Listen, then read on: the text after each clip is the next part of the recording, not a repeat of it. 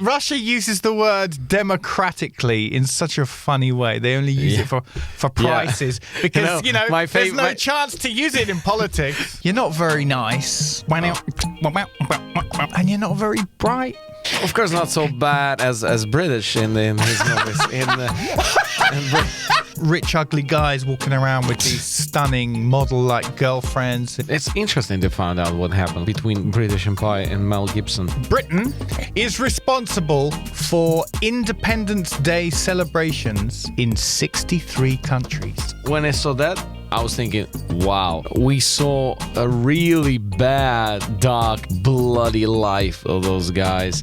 And now it's gonna be much worse. Yes! So it's just...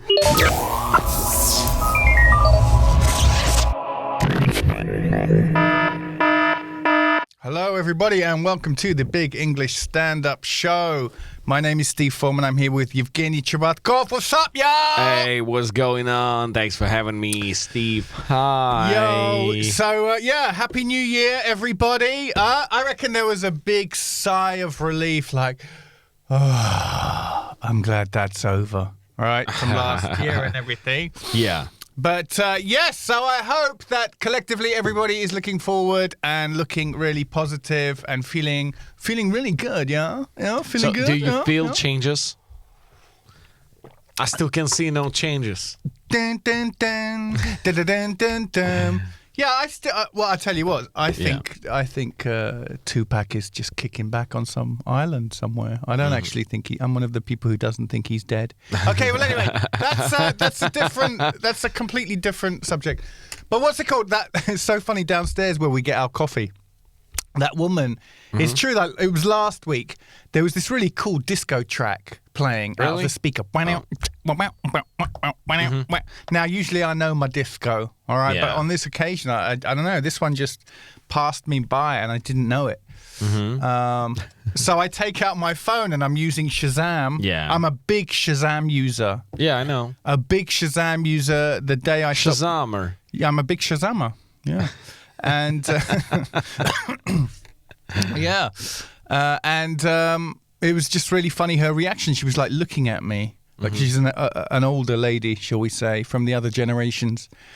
And she saw me kind of pointing my phone at the speaker, and she kind of looked at me as if to say, be gone with your black magic. What are you doing? What do you think? She's looking at me at first thinking like, what do you think that's going to achieve? Pointing your phone at the speaker. What are you, stupid? You guys who's spying, you got a lot. Yeah. You got a lot of stuff. Yeah, who does he think he is? James Bond? He'll be telling me he's got a microphone in his pen next, huh? Yeah, what's next? He could record his voice on the cell phone. Come on. Well, I'll say one thing about 2020. Did you have any? Do you know? I really do believe this was a time for a lot of us to maybe review some of our friendships a little bit. Like I definitely did. So in terms of Zoom calling people and getting back in touch with people that you wouldn't usually Zoom call, which I think a lot of us did that anyway, which was fantastic.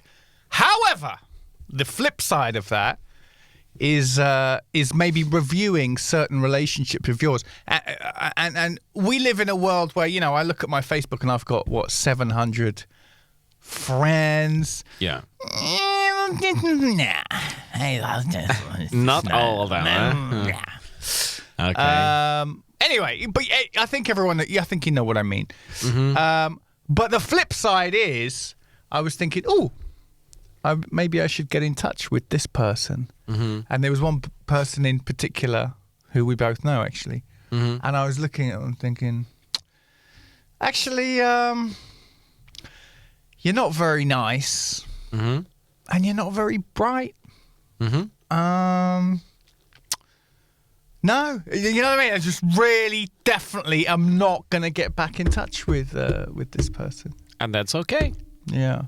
I mean, my experience during this year was that I started just checking my social medias everywhere, and I just like I try to check out how many friends I got here, why they're my friends, and in Vkontakte I found out that I got some kind of 7,000 friends. What? Yeah, but they're not actually friends at all. Most of them fans and followers. And I just started deleted them. Just deleted all them. And when you delete your friends on Vkontakte, they become your followers. So they're not your friends anymore. And I left just like 300 friends out of 7,000 friends in the beginning.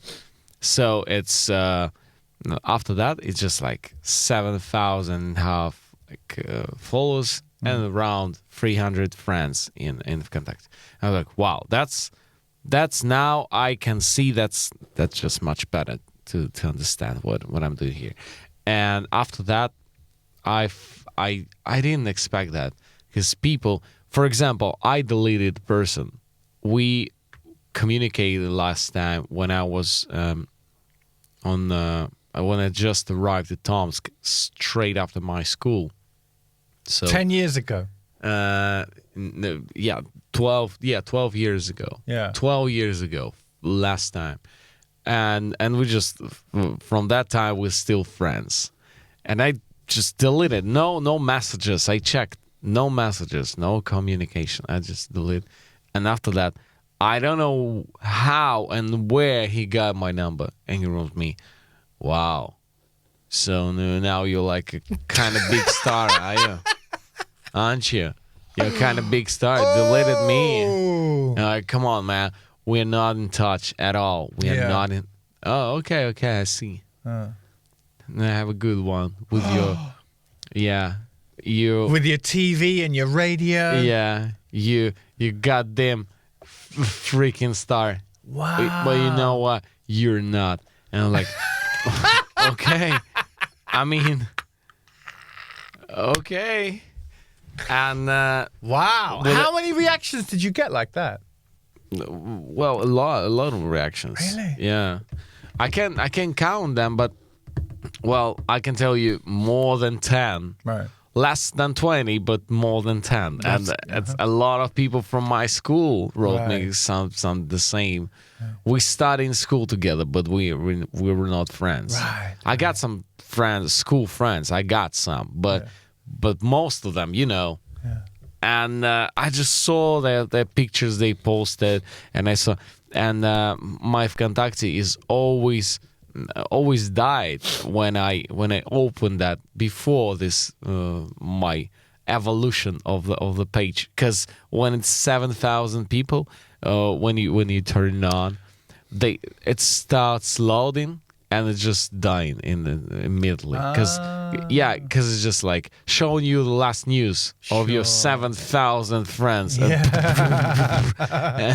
and you can do nothing. Right. And when they're followers, you don't see the news, and that's okay. So it's just working fast. And I use Vkontakte not for communication, but just as my information, because you can send messages to yourself in Vkontakte, you know that? Yeah, and it's very easy. You just send some text or some some videos to yourself. You can save it, and some of my friends, I decided to delete it after I saw they posted something, and I just give us an example of somebody you deleted from your contacts because of something they posted. Okay. Well, the guy, he started with me in school, and he killed a person when he was 16. Oh, wow. Okay. Yeah. Whoa. Yeah. Nice early start to his career there. Okay. Yeah. He with a knife. He just stamped. I hadn't even had intercourse with a girl yet, and he'd already killed someone. Yeah. So, did you hear Jim and Jack closed down? Yeah. So, wait. Yeah. What? Yeah. What? No, I didn't hear that. Yeah. So, Jim and Jack, for those that don't know, about 5 years ago, that was a regular place where we started Hold a second. They just because of pandemic. Yeah. That's where we used to. It used to be our little home where we used to do stand-up comedy in English in Moscow every Friday and Saturday night. For a few years, actually, it was the main spot, and then and then I kind of walked away from there because nothing ever sort of improved the standard. No one was looking out for the overall standard of what we were doing. Yeah. And then we started being visited by fairly well-known comics. Some good people would come to Moscow to perform. And I remember just feeling quite ashamed of what we had there, really, because I just remember thinking, and I remember, I think it was Craig Campbell came over and he kind of said to me, so, how long have you been running this comedy club? And I kind of went, about 3 years. And he kind of nodded. I think that maybe I've got this real selective memory happening, but I remember looking around and kind of looking at everything and just thinking, yeah, it should be much better by now. Really, this is actually pretty embarrassing. This is pretty embarrassing. I think that's when it hit me. I just remember thinking, because I mean, he's no fool. He travels around the world performing. There's comedy in English in Hong Kong, in Thailand, in Malaysia, all over the place. Berlin. And I just remember, we were the kind of the Moscow representatives of that. And I just remember thinking, yeah, this just hasn't improved at all. I'm out of here. I just, and it's not going to either. And then, so by the time Godfrey came over or Andrew Schultz, I mean, Jesus Christ, there's just no way I would even take them there. It was just such an embarrassment. Thank God, we got to perform in other places, of course. But it's closed, and it feels to me, I had a hell of a history there, but all of this is a few years ago. This place closing feels like when someone you knew died, but you didn't really like them very much anyway. But you know him for a long time, but he was just like, he probably died many years ago. He died last week. Oh, really? Well, that's very sad. But I thought actually he died like a few years ago, and that's why it's surprised that he lived for so long. I mean, I've had that at least a couple of times. Like people I know have died, and then I think, that initial humanity pops out, and then I think, actually, I didn't really like him very much anyway. But having said that, Kamchatka has also closed down. Do you know Kamchatka? Well, you're not really a drinker, but basically there's this bar right in the center of Moscow. It's right in front of Tsum. Oh, yeah, I saw it. I've never been inside, but I saw it many times. Yeah. It's basically... It's a bar, it was a fantastic thing because that neighborhood of Moscow is quite fancy, schmancy, and there's lots of kind of glam people, rich, ugly guys walking around with these stunning model-like girlfriends, and all this and all that. It's quite a glam part of town. But in the middle of it all, there was this bar where you could always go. The service was terrible. Okay, the beer was barely drinkable. Okay, but you could always you take your drink, and especially in the summer, you can just stand in the center of Moscow and just hang out there, and just it was a good place to meet people. It was what they call democratic. Democratically priced. I love it how Russia uses the word democratically in such a funny way. They only use it for prices because there's no chance to use it in politics. My favorite story from Kamchatka was I was sitting there with my friend who's been here. He's Italian and he's been here a long time in Moscow, and he does the work. I mean, he's here to You know the women. You know the women of Moscow. You know them. Yeah. Wait a second. Yeah. Well, you know them. Yeah. Yeah. Mm-hmm. Well, he's here for them. Okay. He's here for them. That's probably the best way to put it. And so he and I, we went for a late drink. He said, "Do you want to come? Just want to have one more drink?" And we go to Kamchatka. Excellent. It's open. It's quite late. You know, the city's beautifully lit. It's summer, but you know, people are walking by. It's kind of. And there's a couple of I think there was a couple of English girls there. One of them was really hot, and they were with some Russian guy. And he, you know, as soon as we started speaking English with them, he wasn't very happy about it. Obviously, as you can imagine. But anyway, we were chatting, and my Italian friend. He was also checking out the talent walking up and down the street. He was like, "Oh, wow, look at that. Ooh." You know, just really. Yeah. I mean, there's nothing wrong with the guy's eyesight, is what I'm trying to tell you. Okay. You know what I mean? He don't miss a thing. And so we were standing, and this girl walks past in this funky dress, and it's like already 1:00 in the morning or something. It's not I don't think it was a weekend. Mm-hmm. She's got this beautiful dress on. She walks past. And so my Italian friend goes, "Hey, privet, как dela?" Right? And he tries to kind of stop her. She turns and they start chatting and he's like, "Ha ha ha, hee hee, ho ho ho." And then she just kind of, I think she goes inside Kamchatka, she keeps walking. And this English girl just sees this whole interaction and says to him, "Yeah, you shouldn't do that." Mm-hmm. And he's like, "What? Why?" He goes, "Yeah, they don't like that. You know, girls don't like it when you do that. Mm-hmm. You know, stop them on the street, effectively." Yeah. Mm-hmm. And me and Lou just looked at each other, and we were like, "What?" It's like she was from another planet, and I just found this moment absolutely fascinating because this is somebody who had come from another country, had seen certain kind of social interactions, and did you notice the way that she decided to make a judgment about what all women do or don't like? Yeah.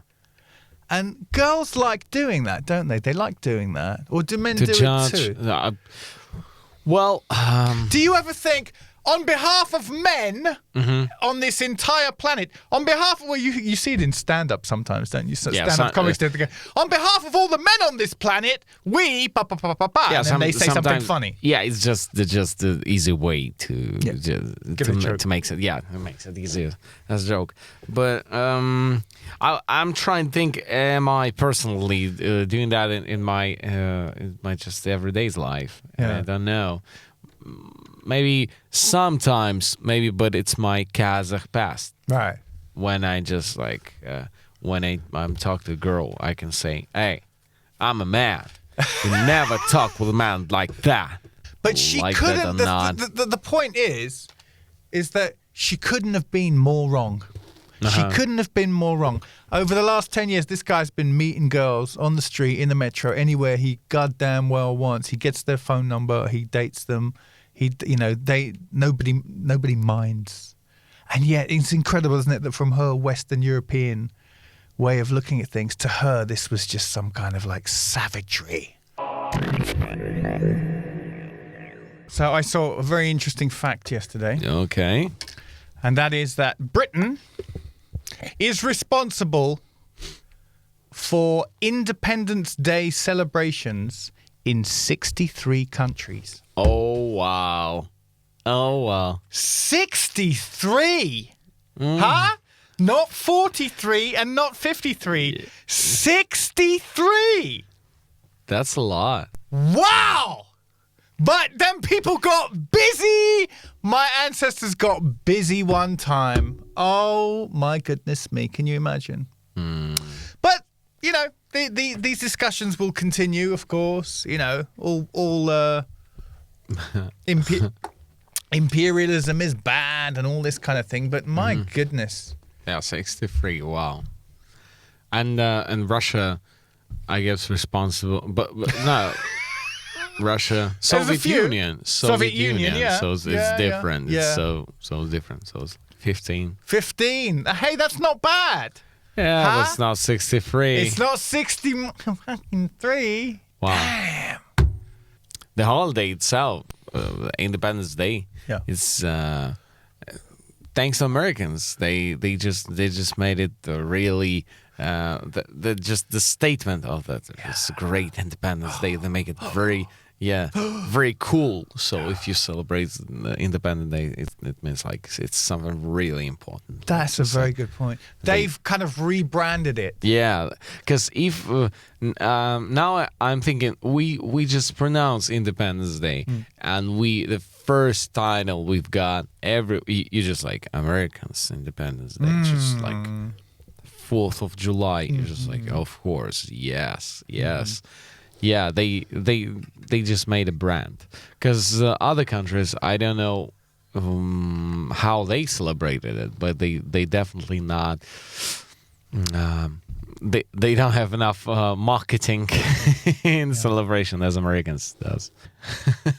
And do you remember this movie, Independence Day? I saw it once, but it's so forgettable. I do not remember a goddamn thing. I remember with aliens.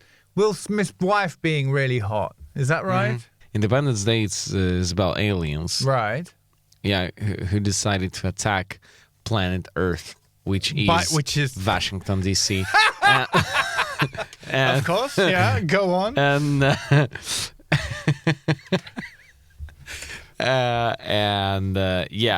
Americans, they take it personally. They fight it back, and they protected planet Earth, which is Washington, D.C. And that was the Independence Day. Yeah.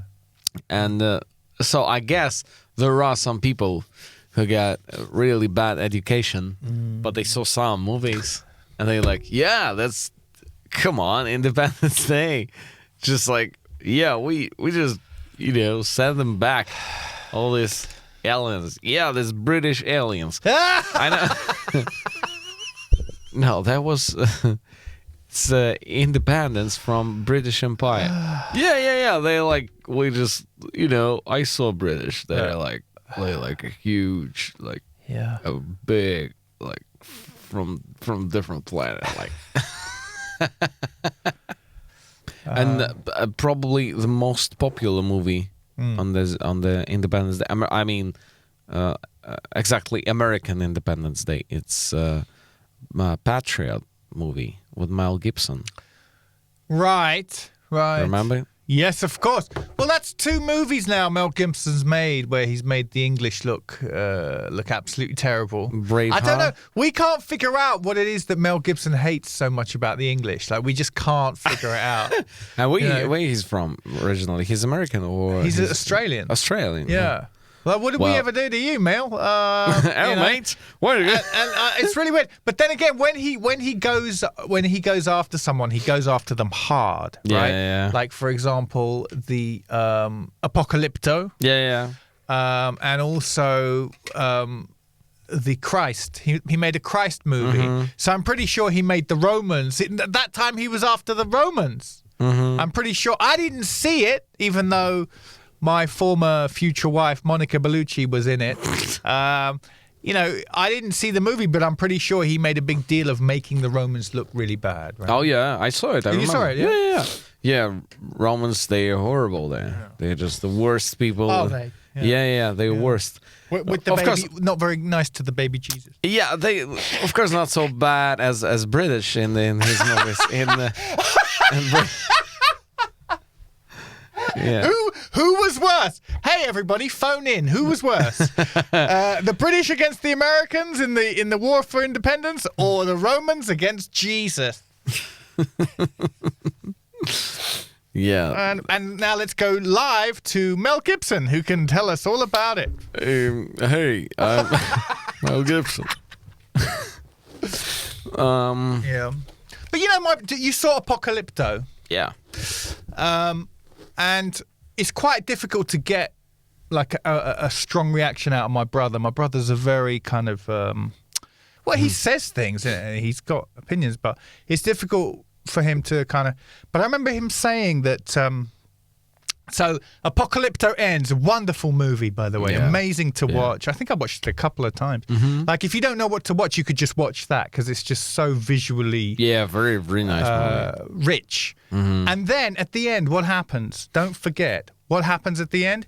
They run out onto the beach when their entire civilization is kind of falling to pieces. And what do they see? Spanish. They see the conquistadors. Yeah. Right, coming towards them.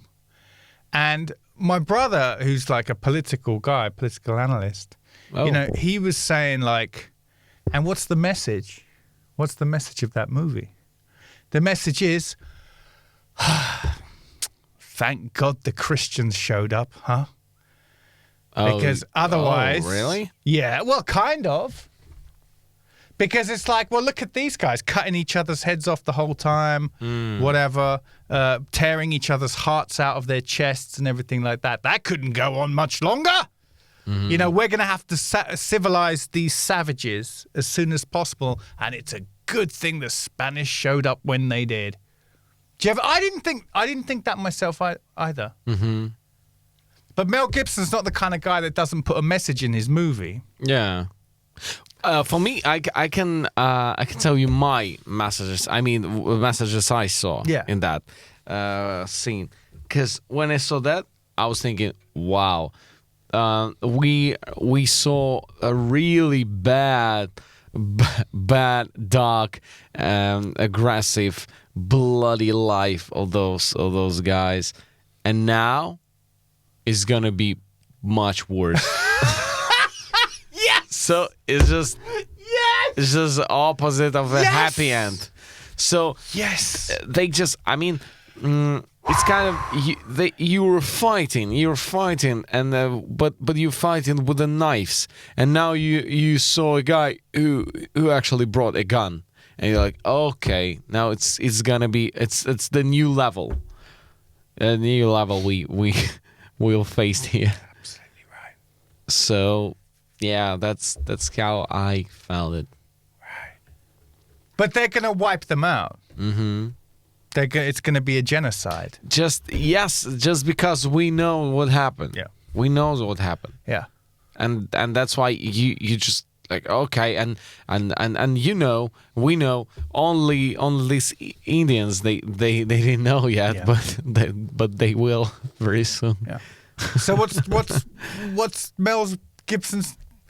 He's a happy dude, and deep inside, there's a real sunshine inside that man, isn't there? I mean, what's he trying to tell us with that? It's a wonderful movie, don't get me wrong, but Jesus Christ, the message is dark. Oh, yeah. It's really bad. So when he's angry at someone, he's really angry with them. Yeah, That's what I'm saying. It's interesting to find out what happened with the British Empire, between British Empire and Mel Gibson, because no, seriously. Speaking about Braveheart, this the Scottish story, it's it's not a true story. No, please. And I mean, when I saw a movie, of course. I was a kid. I saw it. I was like, wow. I become older, and I just started reading about it, and I was like, what? Wait a second. Wait, no. What's here? No, what? And when everything, you just put it right away into your head, and you're like, why? Why you just show that way and put it this way? That's, I don't know. Dude, I mean, there is so much stuff on the internet about people correcting it.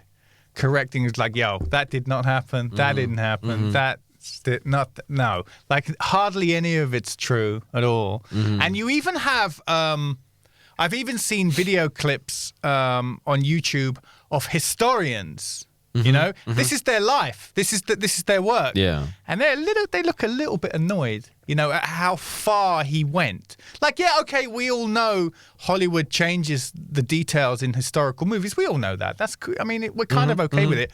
But apparently, you can see in their faces, they're like, Yeah, I mean, it's just, he really, he was really thinking from a filmmaking point of view. He didn't give a damn about, experts.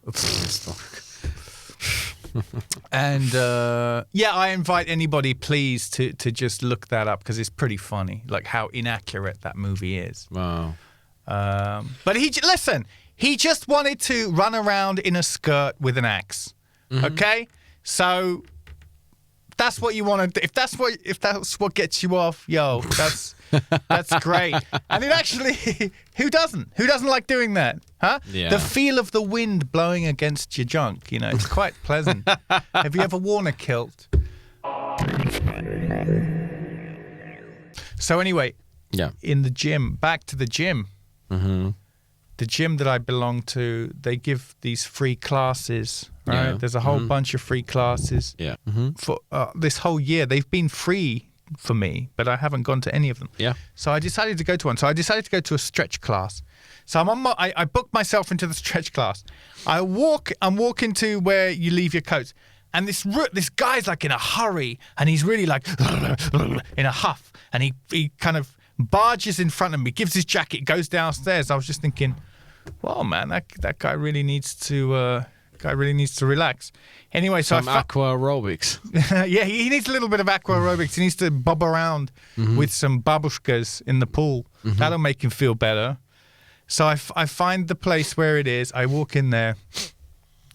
It's all women in the stretch class, except for me and that guy who just barged in front of me upstairs. Oh. And I reckon we were both, there was like that kinetic kind of connection where I was just thinking, I bet he's really glad there's one more guy in this class. Because I'm definitely glad that there's one more guy in this class. Because otherwise that would just be kind of weird. Like, No, I'm not going to strange. I just want to watch. Post me too, hashtag me too. It's just kind of not cool. And I got stuck behind this beautiful girl as well, and she, I had to watch her stretching around for the next hour. It really sucked.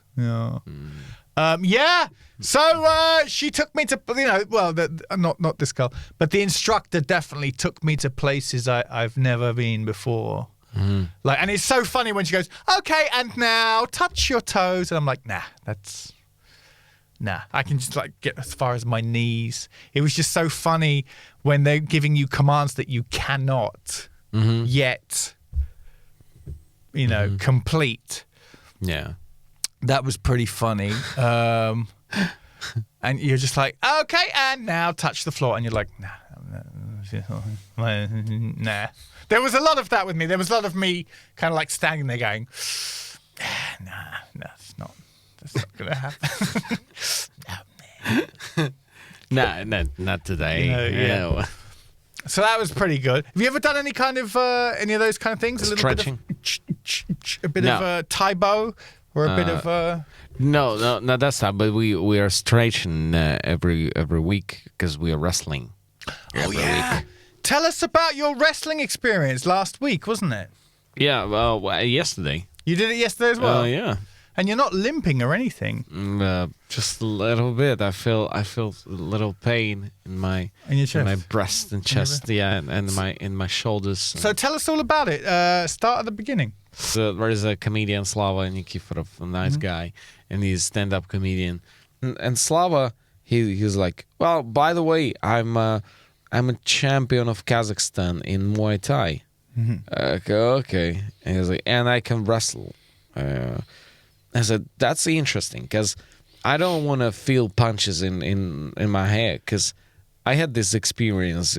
I had this box experience, and I know what is that. When it's always, you got always punched and in the face, in the head, and it's bad. I mean, it's always makes your brain shakes, and I don't need it. So, but speaking about wrestling, it's different type of activity, and it's different. You use your muscles you never used before. Mm-hmm. So you just hold it, and you just use all your body just to break him. Yeah, and that's cool. and you need So to you've done it change. twice now. No, we're doing this every week, 2 times every week. Okay. So he's just teaching you. yeah, kind of. No, it's not looks like a teaching. It's more just wrestling when I'm always losing. That's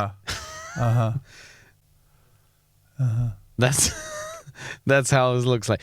Well, I'm sound like any opponent of Khabib Nurmagomedov. Yeah. So you're wrestling, huh? Mm-hmm. Well, I mean, Khabib. Again, of what I know of it is that, for sure, in any kind of situation, Khabib is the perfect example. You can have there's lots of different disciplines of fighting out there, but if you're up against any kind of grappler and that grappler gets hold of you, it's over. Yeah. I've known that for years. So just don't let the son of a bitches ever get near you. But that's not as easy as it seems, even for my boy Ewan McGregor. Okay, let's leave it there. Happy New Year, my brother. Happy New Year, Let's bro. have another awesome one. This one was pretty good. Let's do it again. Of course. Let's do it again. Oh! Everybody have a great 2021. Happy New Year, motherfuffers, and peace. We'll be back real soon. Thanks for listening. Thank you.